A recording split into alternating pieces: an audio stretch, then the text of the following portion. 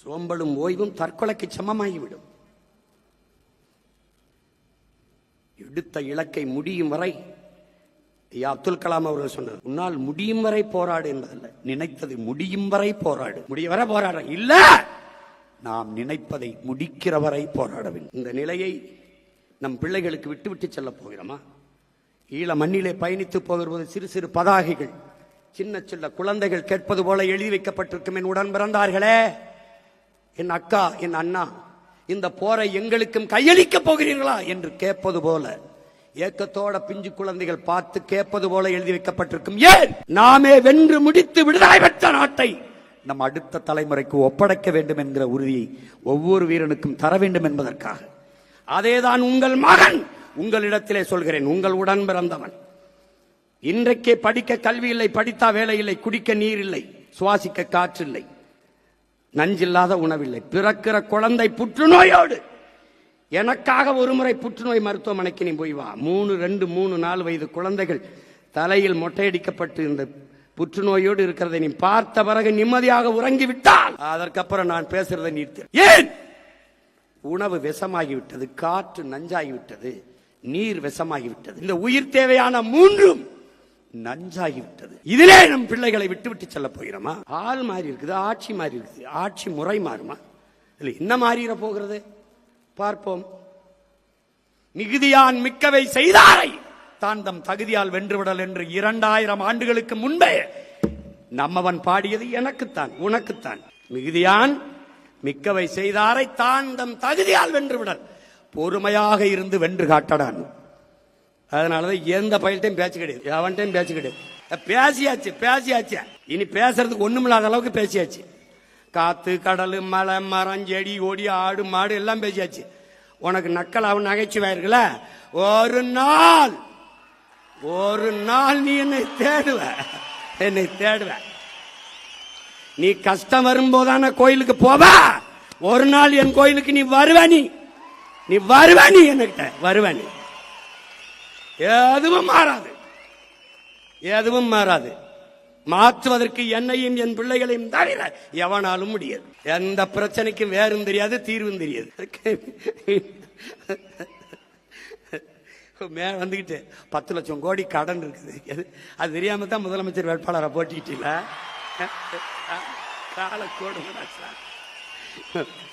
நல்ல வேலை என்னைய தோக்கடிச்சு உள்ள வரவிடாம விட்டான். உள்ள போய் இருந்த நல்வாய்ப்பா தப்பிச்சு போயிட்டு எல்லாரும். ஒரு 5-6 பேரோட உள்ள வந்திருந்தேன், மொத்த பேரும் வெளியில தான் இருக்கணும். ஏதோ என் மக்கள் என் மேல பாம்பாத்து விட்டாங்களா இல்ல உங்க மேல பாம்பாத்து போட்டாங்களா ஒன்னும் தெரியல. ஏன்னா ஓயிருக்கு 10 லட்சம் கோடி கடன். நான் தான் பாட்டா பாடினேன், 10 லட்சம் கோடி கடல்ல நாடு, இதுல இலவசம் வேற பெருவிக்க கேடு. தெருவா ஊரா பேசினேன். முதலமைச்சர் ஆன பிறகுதான் அவருக்கு தெரியுது 10 லட்சம் கோடி கடன் இருக்குன்னு. ஐய அப்படியா? 10 லட்சம் கடனா? கடன் 10 லட்சம் கோடி இருக்குது. இந்த இலவசங்களை கொடுக்க முடியாது. 1 லட்சம் கோடி ஏற்கனவே வட்டி. பட்ஜெட்டே 3 லட்சம் கோடி தான், வட்டியே 1 லட்சம் கோடி போகுது. நீங்க சொல்ற அறிவிப்பு இதெல்லாம் செயல்படுத்த இன்னும் 10 லட்சம் கோடி கடன் வாங்க வேண்டும். அப்ப மொத்த பட்ஜெட்டையும் வட்டியை கட்டிக்கிட்டு ரொட்டியை திண்டு திரிய வேண்டியதான் நான் சொன்னேன். நீங்க கேட்கல. அப்ப நீங்க என்ன பண்ணீங்க? கொடுக்க முடியாது என்று தெரிந்து வெற்று வாக்குறுதியை கொடுப்பதுதான் மக்கள் துரோகம், மக்கள் விரோதம், ஏமாற்று. நாங்கள் உண்மையை சொன்னோம், தோற்று போனோம், மேன்மையாக கருதுகிறோம். நான் தர மாட்டேன், கொடுக்க முடியாதுன்னு சொன்னேன். ஆனா நீங்க 2500 இப்பதான் தெரியுது கொஞ்சம் காசு இல்ல. அது கூட தெரியாம எதுக்கு வந்திய? 6 சிலிண்டர் எப்படி கொடுக்கறீங்க? நானும் பார்க்க தானே போறேன். எப்படி கொடுக்கறீங்க? ஒருவேளை நீங்க போரிட்டு ஈரானையே கைப்பற்றினாத்தான். நீ பிரபாகரன் மகன்டாவே, நம்மாழ்வார் மகன்டா. நீ கொடு, நான் மாட்டு சாணத்திலிருந்து சிலிண்டர் தயாரிச்சு என் பிள்ளைகள் கொடுக்கறனால என்பர். கொஞ்ச நாளுக்கு அரிசி இல்லைன்னு வருவான். எந்த போராட்டத்துக்கு என்னை கூப்பிடாது, வரமாட்டேன். போ, உனக்கு தான் ஒரு கஷ்டம் வராத. நீதான் கடவுளின் ஆட்சியை நிரூபிச்சிய. அப்புறம் நாங்க தேவைப்பட மாட்டோம்ல. ஏதாவது ஒரு பிரச்சனைன்னு வீட்டுக்கு வந்துட்டு எனக்கு மனு கொடுக்க வா, அன்னைக்கு அன்னைக்கு அன்னைக்கு பாப்பா இந்த சிரிச்சுக்கிட்டு இருக்க சீமா இல்ல அன்னைக்கு சேட்டை உனக்கு என்ன சொல்றோம் ஏது சொல்றோம்னு கேட்கறது இல்ல. படிச்ச இளைஞர்களுக்கு 4000, இடை நிறுத்தத்துக்கு 15,000, கல்வி கடன் 20 லட்சம். எங்கிருந்து ராஜா, எங்கிருந்து பாருங்க, எப்படி எப்படி பாருங்க. அவர் என்ன பண்ணுவாரு பாவம், கடன் ஆகி போச்சு. வரும் வரும் தாய்மாமன் சீர் வரும்.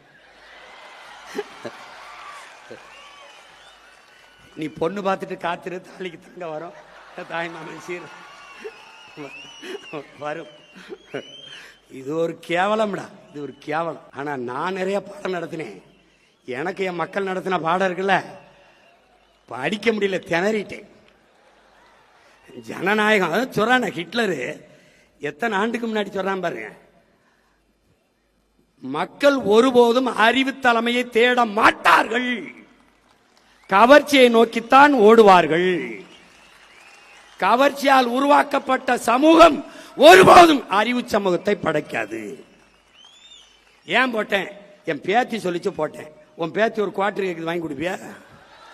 ஏது பேத்தி சொல்லிச்சு போட்டேன், பேரன் சொன்னா போட்டேன். ஜனநாயகம்ங்கிறது எவ்வளவு வேடிக்கையானதா இருக்கு பாத்துக்க. அப்பாடி அப்பாடி. சரி என்ன செய்யறது, பிறந்துட்டவங்க கூட போராடி இறந்துட்டேன் ரொம்ப பேர். நான் பாட்டுக்கு படம் எடுத்து ஏதோ வருஷத்துக்கு ஒரு 2 படத்தை எடுத்து பிடிச்சி நடிச்சு கிடிச்சு பொழச்சிட்டு இருந்திருப்பேன். என்னைய கூட்டி கொண்டு வச்சு மண்டையை கழுவி நான் என்ன செய்யறது அங்கே போயின்னு. நீங்க போய் இறங்குங்க, உங்களுக்கு என்ன செய்யறதுன்னு தெரிய வந்துரும்னு. எனக்கு தெரிய வந்துருச்சு, இங்க பல பேருக்கு ஒன்றும் தெரிய வரவே இல்லையே. அதான பிரச்சனை. நான் போராடாத பங்கேற்காத போராட்டம் கிடையாது. இப்படி திரும்பி பார்த்தா கட்சி ஆரம்பிச்ச காலத்திலிருந்து இந்த 15 ஆண்டுகள் இப்படி திரும்பி பார்த்தா எல்லா போராட்டம், வெயில், மலை, காடு, பசி, வட்டினி, எத்தனாயிரம் கிலோமீட்டர் பயணம், எத்தனாயிரம் மணி நேரம் பேச்சு, எதுவுமே பயனில்லை, எதுவும் பயனில்லை. ஆனா என்ன நினைக்க வேண்டியிருக்கு, நம்ம விவசாயி மகன் அப்பா விதைக்கிறாரு முளைக்கல, மறுபடியும் விதைக்கிறாரு முளைக்கல, மறுபடியும் விதைக்கிறாரு முளைக்கல. ஆனா மறுபடியும் உழுது உழுது நம்பிக்கையோட ஒரு விவசாயி விதைச்சுக்கிட்டு இருக்கான் பாரு. ஏன்னா நிலத்தை தரிசு போட முடியாது.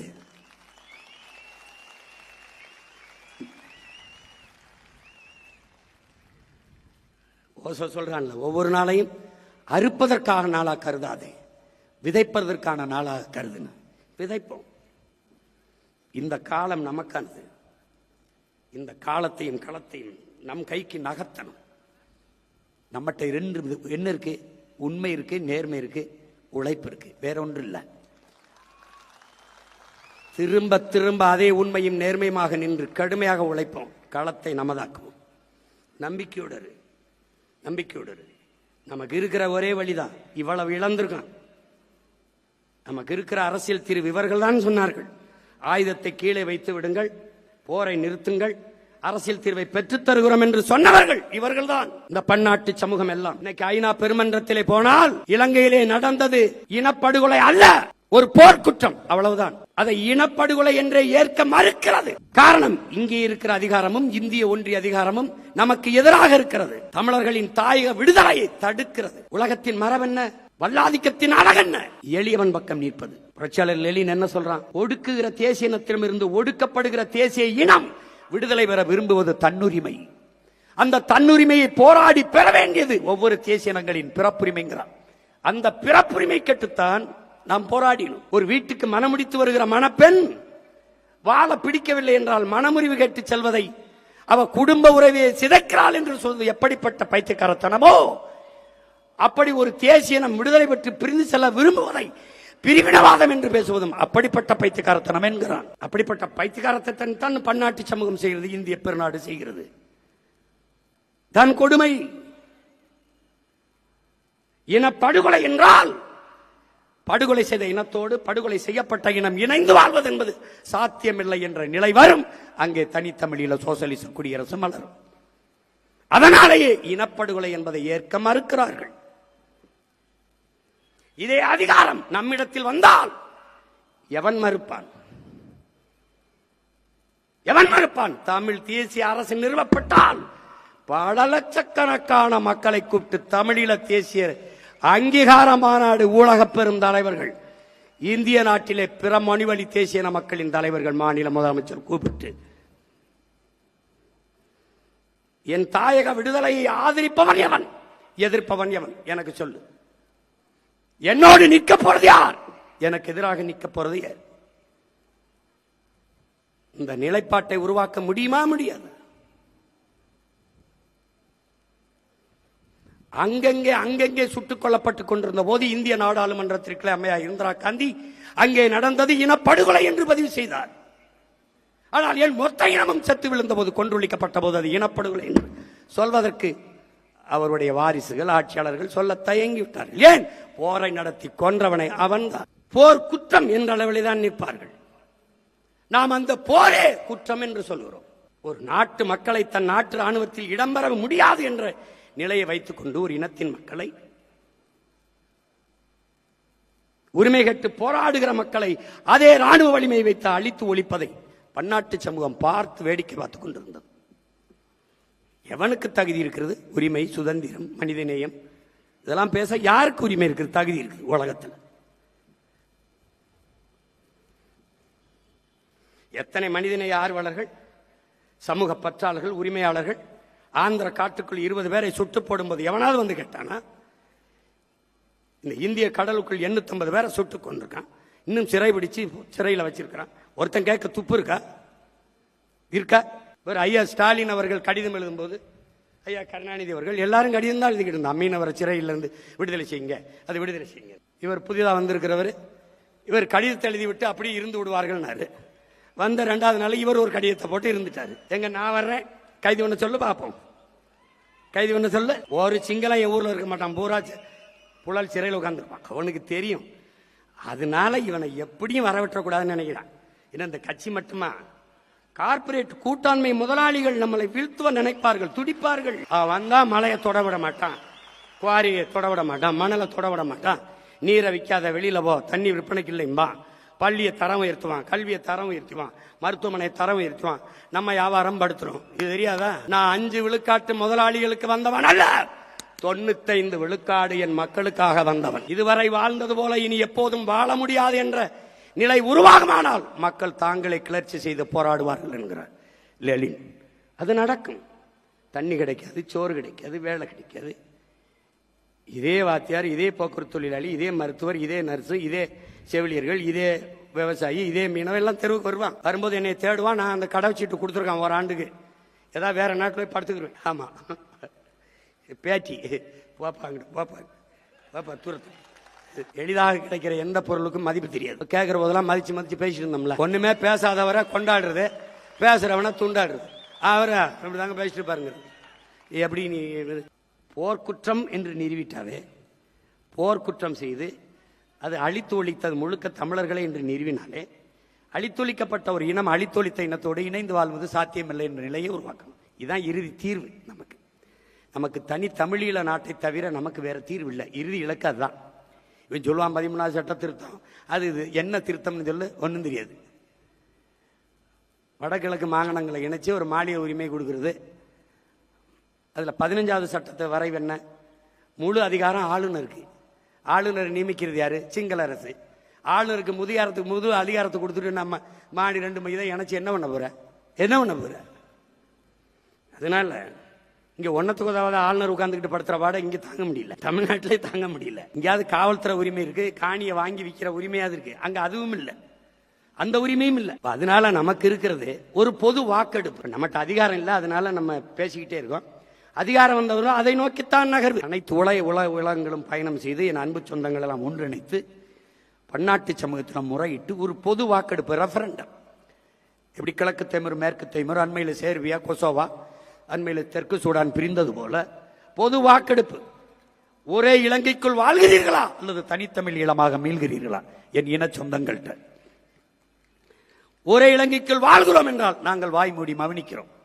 இல்லை தனித்தமிழ் ஈழமாக மீள்கிறோம் என்றால் எங்களை பிரித்து தனித்தமிழீழ சோசலிச குடியரசாக அறிவியுங்கள். இதுதான் எங்க நிலைப்பாடு, கோட்பாடு.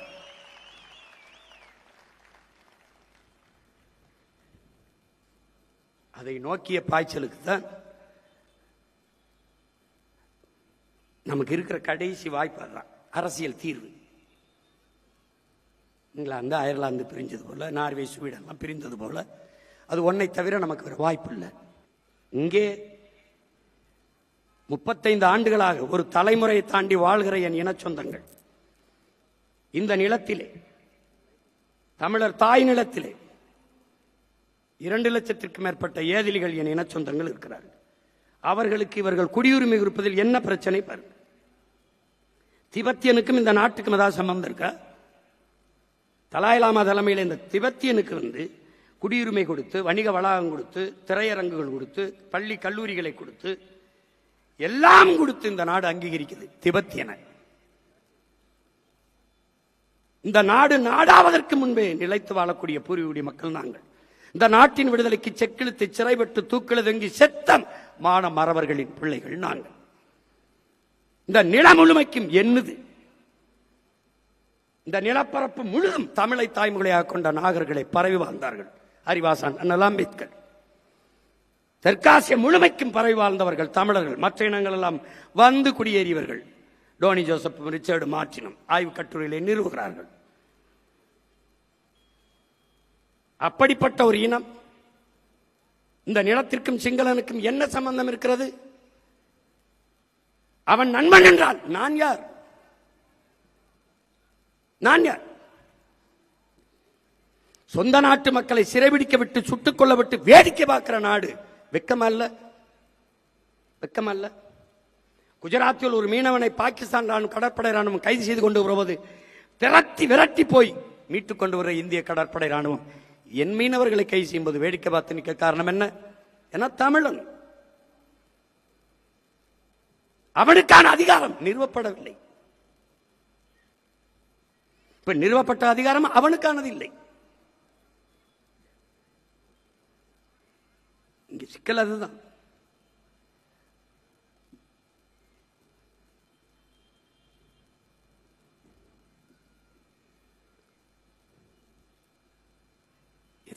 எதற்காக நாம் வென்றாக வேண்டும்ங்கிற உறுதியான நிலைப்பாட்டு நிற்க காரணம் இதுதான்.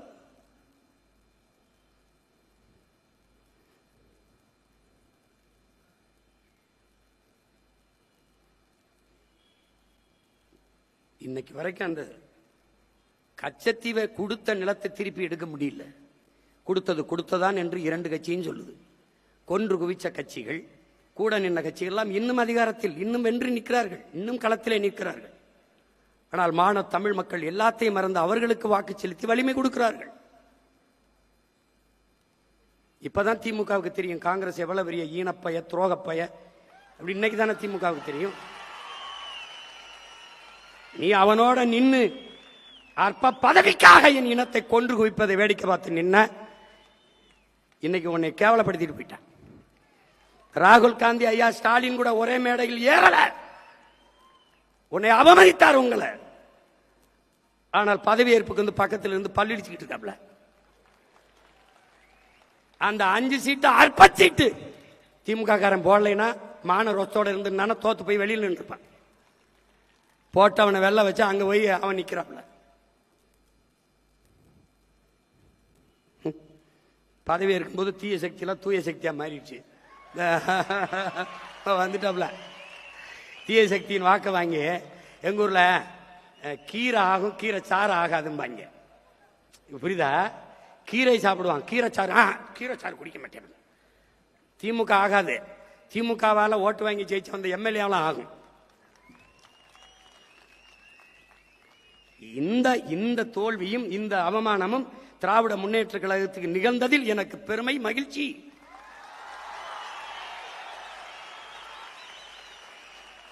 நீ செத்த பணத்தை தூக்கி சுமந்து உயிர் கொடுத்துக்கிட்டு இருந்தா, இல்லைன்னா அன்னைக்கே 10 ஆண்டுகளுக்கு முன்னாடியே புதைச்சிருப்பேன். நான் புதைச்சிருப்பேன். திருவேன்.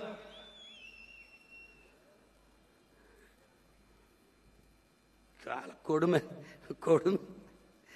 எப்பமா போதிக்கும் போது புரியாது, பாதிக்கும் போதுதான் புரியும்.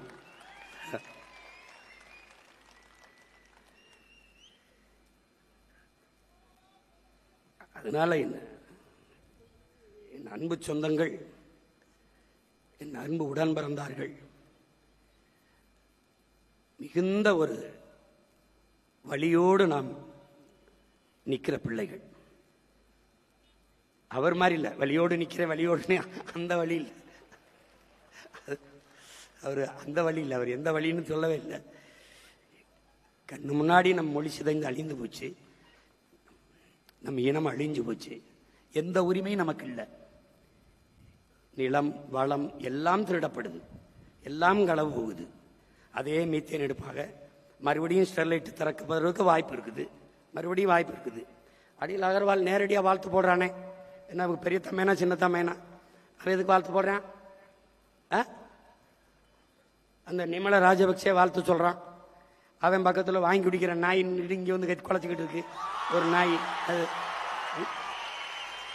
அவனுக்கு அவனுக்கு அவனுக்கு பிரச்சனைனா ஆமக்கறி தின்னா இல்லையான்னு ஒத்த டேய் உங்களையெல்லாம் டேய்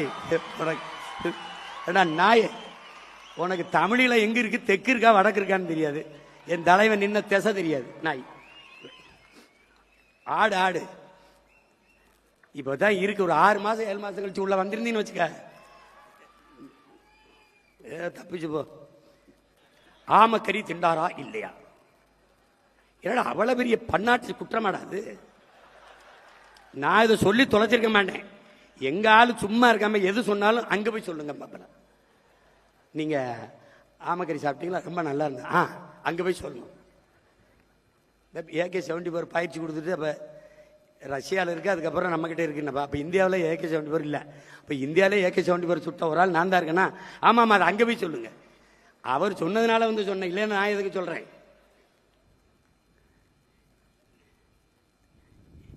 பெரிய அதனாலதான் இந்த நாட்டில் விலைவாசி ஏறி போச்சு, பசி பஞ்சம் வந்துருச்சு. அவர் ஆமக்கறி சாப்பிட்டு விட்டாருங்க. நாய் கொஞ்ச நாள் பேசுறீங்கடா.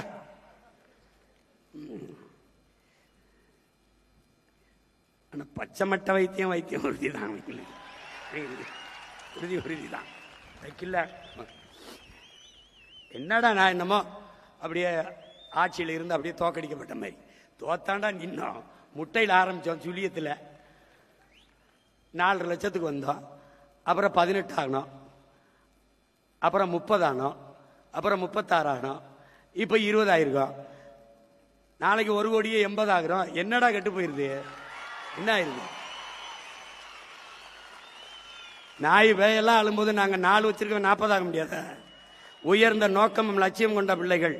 நீ தேடுவ, என்னை தேடுவ. நீ என்னை கொஞ்ச நாள் விட்டு என்னை சமாளிக்கிறதுக்கு ரொம்ப கஷ்டப்படுவீங்க நீங்க. ஏன்னா நான் அடங்க முடியாத வெறியில் இருக்கேன். உலகம் முழுமைக்கு இருக்கிற இன்னுயிர் சொந்தங்கள், நம் உடன் பிறந்தார்கள், நம் தம்பி தங்கைகள், பெற்றோர்கள் எல்லாம் உன்னை நம்பி நிற்கிறோம் என்று என்னை சொல்லுகிற போது அதையே உங்களுக்கு சொல்ல நான் முனைகிறேன். நான் உங்களை நம்பி நிற்கிறேன். என்னுடைய அசைக்க முடியாத அடர்த்தியான நம்பிக்கையை நீங்கள் தான். நாம் ஒவ்வொருவரும் பெரு நெருப்பாக பற்றி எரியணும். ஒருவர் 10ஆவும் 10 100ஆவும் பகைவர் நடுங்கும் படையாவேம் என்கிற கோட்பாடு அப்படியே இருக்கிறது. வேலையை சிறிதாக்கி வெற்றியை எளிதாக்க வேண்டும். என் அன்பு பிள்ளைகள், இந்த களத்தை இதுவரை நடந்தது கடந்ததை அழித்து விடுங்கள். இன்றுதான் 2010 மே 18 இதே நாளில் நாம் மதுரையில் தொடங்கியதை இன்று நம்முடைய தாத்தா தனித்தமிழ் அடிகளார் மறைமலை அடிகள் திடலிலே அவருடைய பெயரை தாங்கி இருக்கிற இந்த நகரிலே நாம் இன்று தொடங்குகிறோம். இன்று புதிதாக பிறக்கிறோம் என்ற புத்தெழுச்சியை நாம் தமிழர் என்கிற அரசியல் புரட்சி படை இன்று தொடங்கப்படுகிறது, இந்த நொடியில் இருந்து தொடங்கப்படுகிறது என்ற புதிய உற்சாகத்தை நீங்கள் அடையுங்கள். 15 ஆண்டுகள் ஆகிவிட்டது. 10 ஆண்டு கால தேர்தல் அரசியல் எல்லாத்தையும் கழித்து விடு, மறந்து விடு. இந்த இடத்தில் இருந்து புதிதாக பிறந்தோம் என்ற உணர்வை பெற வேண்டும். உனக்கு சோர்வு வருதா? தனியா இருந்து நமச்சிவாய வாழ்க நாதந்தாள் வாழ்க என்று நம் ஈசனை நம் சிவனை வழிபடுவது போல, பக்தி திருமுத்து திருநகை முருகனை பாடுவதை போல பிரபாகரன் பிரபாகரன் பிரபாகரன் என்று 10 தடவை சொல்லு. சோர்வு வருதா? பாலச்சந்திரன் பாலச்சந்திரன் என்று 10 தடவை சொல்லு. ஒரு தடவை கற்பனை செய்துவார். நம் அக்காவும் தங்கையும் சிங்கள ராணுவ வீரர்களால் வன்புணர்வு செய்யப்படுகிற போது கீழே கிடக்கிற நம் தங்கை என்ன நினைத்திருப்பால்? உலகெங்கும் இத்தனை கோடி அண்ணன் தம்பிகள், மாமமைத்தினர்கள், சித்தப்பன், பெரியப்பன்கள், இவ்வளவு பேர் மானத்திற்காக உயிரையிட்ட இனத்தின் மக்கள், இத்தனை பேர் இருந்து எனக்கு இந்த ஈன நிலையா என்று எண்ணி இருப்பாளா? என்னை அந்த எண்ணத்துக்குள் போ, அந்த எண்ணத்துக்குள்ளே போ. போராடி செத்தவன் உயிர் பிதுங்கி வெளியேறுகிற நிலையிலே சிந்திய ரத்தத்தையும் கொடுத்த உயிரையும் உன் உரிமைக்காக, உன் விடுதலைக்காக கொடுத்தான் என்ற எண்ணத்தை இதயத்தில் ஏந்திக்கொள். உன் சிந்தனை முழுக்க நிறைத்துக்கொள். சோர்வென்பது எங்கே வரும்? எங்கே வரும்? படுத்து கிடந்தால் சிலந்தியும் சிறைபிடிக்கும், எழுந்து நடந்தால் இமயமும் குடைபிடிக்கும். சோம்பலை உதறி தள்ளுங்கள், சாம்பலும் சரித்திரம் படைக்கும். சோம்பலை உதறி தள்ளுங்கள், உங்கள் சாம்பலும் சரித்திரம் படைக்கும். ஐயா அப்துல் கலாம் சொன்னது மாதிரிதான், நம் பிறப்பு சாதாரணமாக இருக்கலாம், ஆனால் இறப்பு சரித்திரமாக இருக்க வேண்டும் என்பதை தன்மானமும் ஈனமானம் கொண்ட என்னுயிர் தம்பி தங்கைகள் கவனத்தில் வச்சுக்கணும். தம்பி பாலச்சந்திரனை பார், சுத்தி ராணுவ வீரர்கள் துவக்கோடு, பிஞ்சு குழந்தை, ஒற்றை மகன், ஒரு உறவினரும் இல்லை. அவன் என்ன நினைத்திருப்பான்? எத்தனை சித்தப்பன், எவ்வளவு பெரியப்பன், எவ்வளவு மாமன் மைத்துனன், என்ன அத்தா அக்கல, எவ்வளவு அக்கா தங்கை, யாருக்காக என் அப்பன் நாடு கட்டு போராடினான், யாருக்காக என் அண்ணா எல்லாரும் உயிரை கொடுத்தார்கள்,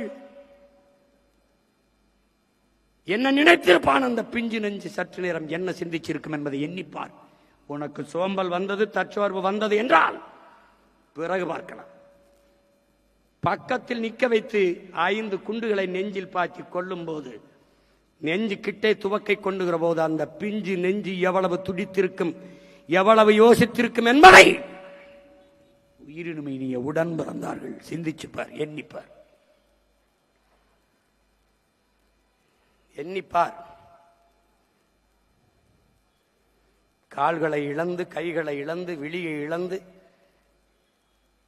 உறுப்புகளை சிதைய கொடுத்து களத்திலே நின்றார்களே நம் வீரர்கள். யாருக்காக?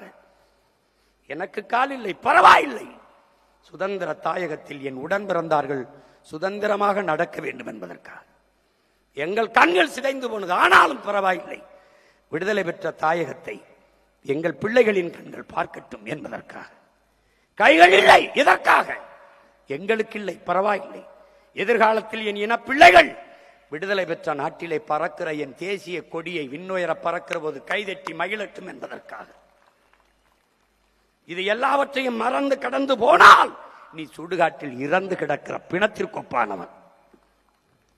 எனக்காக செத்தவனை நான் மறந்தால் நான் இறந்த பிணத்தினும் கேவலமானவன். திரும்ப திரும்ப சொல்கிறேன், நாம் பாதியிலிருந்து, அதிலிருந்து, இதிலிருந்து தொடங்கல, ஒரு புள்ளியிலிருந்து தொடங்குகிறோம். உன் தாய்மொழியை நீ ஆனாவிலிருந்து எழுத வேண்டும். அழிந்து போனது, உன் இனம் செத்து போய்விட்டது. தமிழர்கள் என்று இங்கு யாரும் இல்லை. இருந்திருந்தால் நாம் ஏன் இவ்வளவு கஷ்டப்பட போறோம், இவ்வளவு போராடி கொண்டிருக்கிறோம்? இங்க யாரும் இல்லை, எல்லாம் முடிந்து போனது. ஒரு சுடுகாட்டில் நின்று கத்திருந்தா கூட 10 பிணத்தை எழுப்பியிருக்கலாம். இந்த இனத்திற்கு முன்பு 15 ஆண்டுகளாக நான் பேசியதை விட்டுவிடாதே.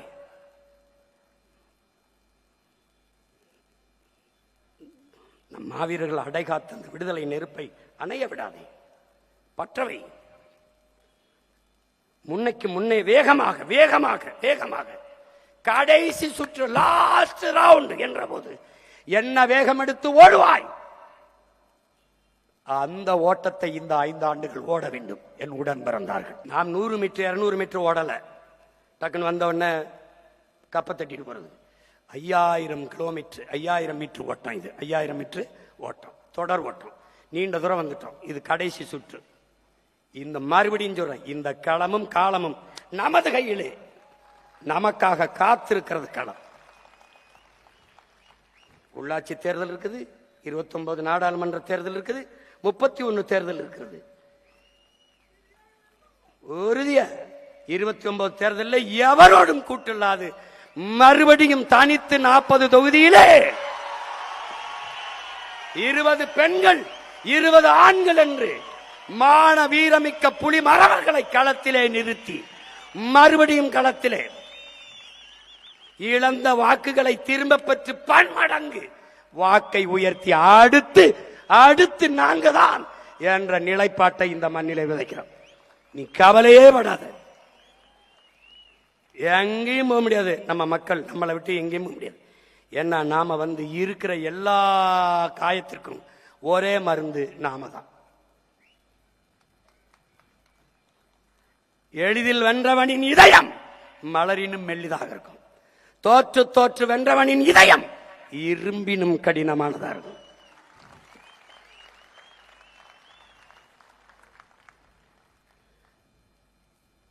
அதனால அவங்க என்ன செய்யறதுன்னு யோசிச்சு முடிவெடுக்கிறதுக்குள்ள 5 வருஷம் ஓடிடும். நீ அதை பத்தி கவலைப்படாம இரு. ஆனா ஒண்ணு, அண்ணன் சொல்றதை மட்டும் கேட்டு. தலைவர் நமக்கு கற்பித்ததுதான். வாசு சொல்றான்ல, உன்னை ஒருவனாலும் தோற்கடிக்க முடியாது, உன் நம்பிக்கையில் நீ தோற்கிற வரைங்கிறான். தலைவர் நமக்கு சொல்றாரு, நல்லவர்கள் கூட தோற்றதாக வரலாற்றில் செய்தி உண்டு, நம்பிக்கை கொண்டவர்கள் தோற்றதாக வரலாற்றில் செய்தி இல்லை. நம்பிக்கையோடு இருங்கள், நம்பிக்கையோடு இருங்கள். வெற்றி மிக அருகில் இருக்கிறது. இப்போ வெற்றி நம்மை தேடி ஓடி வந்து கொண்டிருக்கிறது. நம்பிக்கையோடு இருங்கள், வெற்றி நம்மை தேடி ஓடி வந்து கொண்டிருக்கிறது. நாம் பேசினோம், வெற்றியை தரவில்லை. இனி பேச மாட்டோம், வெல்வோம், தரும். பேசிட்டோம். நம்ம பேசலைன்னா பழைய பேச்ச கேட்க தொடங்குவோம். படமா போட்டு காட்டினேன், இப்படி வேலையை கொடுப்பேன், இப்படி கல்வியை கொடுப்பேன், இப்படி இதை கொடுப்பேன், இப்படி நீரை பெருக்குவேன், இப்படி விவசாயத்தை. அவனுக்கு இது புரியல. மறுபடி இந்த ரீரிலீஸ் பண்ணுவாங்களா, அப்படி மறு ரிலீஸ் பண்ண முடியுது. போட்டு பாரு, கேரளாவில் இருந்தெல்லாம் பேசுறான். ஏப்பா என்னப்பா அவருக்கு போடாம விட்டீங்க அப்படின்னு. பார்த்துக்கிறோம். அதனால இந்த நாள் நமக்கு ஒரு புதிய நாள் தான், உற்சாகமான நாள் தான். நம்ம இப்ப கட்சி ஆரம்பிச்சு விரைவில் ஆட்சியை பிடிப்போம், அவ்வளவுதானே. இப்ப கட்சி ஆரம்பிச்சிருக்கோம், விரைவில் ஆட்சியை பிடிப்போம்.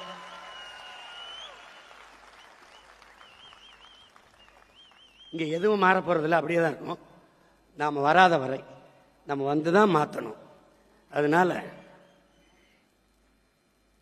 நம்பிக்கையோடு இருங்க. மறுபடியும் அண்ணன் உங்களுக்கு பதிவு செய்ய விரும்புகிறேன். இந்த களமும் இந்த காலமும் நமக்கானது. நீங்க எதுவுமே இல்லை என்றாலும் நமக்கு சத்தியம் இருக்கிறது, சரித்திரம் இருக்கிறது.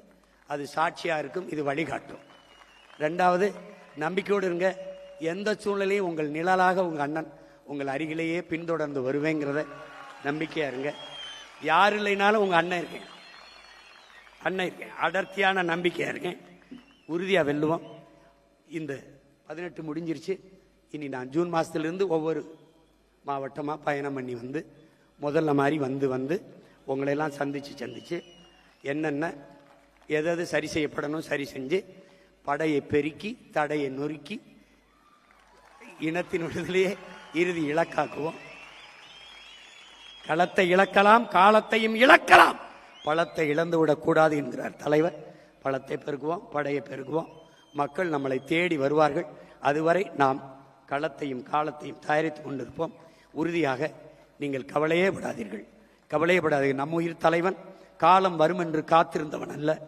நமக்கான காலத்தை, தனக்கான காலத்தை உருவாக்கியவன். இது நமக்கான காலம், நாம் உருவாக்கிய காலம். நாம் விதைத்த அளவுக்கு, விதைக்க வேண்டிய அளவுக்கு விதைத்து விட்டோம். இனி முளைக்கும், விடுதலையாக முளைக்கும். நம்பிக்கையோடு இருங்கள். தோல்வி என்பதே நமக்கு இல்லை, வெற்றி ஒன்றே நம் எல்லை. அதை கவனத்தில் வைத்துக் கொள்ள வேண்டும். புரட்சி எப்போதும் வெல்லும். நம் வெற்றி அதை சொல்லும். நம் இலக்கு ஒன்றுதான், இனத்தின் விடுதலை. இனம் ஒன்றாவோம், இலக்கை வென்றாவோம். தமிழ் தாய் வாழ்க, தலைவர் பிரபாகரன் வாழ்க. அமைதியாக எப்படி பாதுகாப்பா வந்தீர்களோ அப்படி கூடி பாதுகாப்பாக வீடு சென்ற பிறகு எனக்கு செய்தி அனுப்புங்கள். எல்லோருக்கும் நன்றி, வணக்கம். நாம் தமிழர்.